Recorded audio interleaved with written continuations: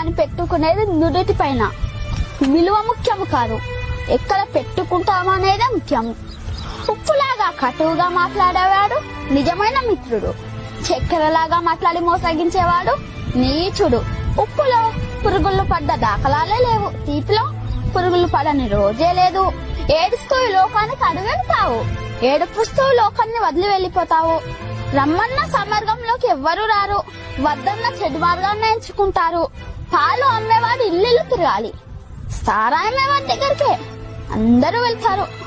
పాలల్లో నీళ్లు కలిపినావా అని అడుగుతారు, ఖరీదైన సారాయిలో నీళ్లు కలుపుకొని తాకరు. పెళ్లి ఊరేగింపులో బంధుమిత్రుల ముందు, వడ్డు వెనకాల. శవయాత్రలో శవము ముందు, బంధుమిత్రులు వెనకాల.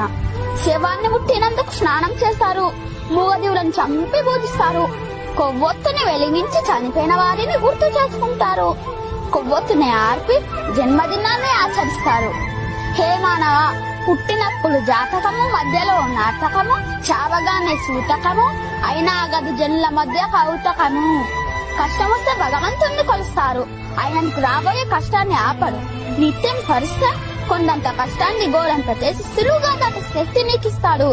నిన్ను కష్టాలు కుంభవృష్టిలా ముంచేస్తే నీకు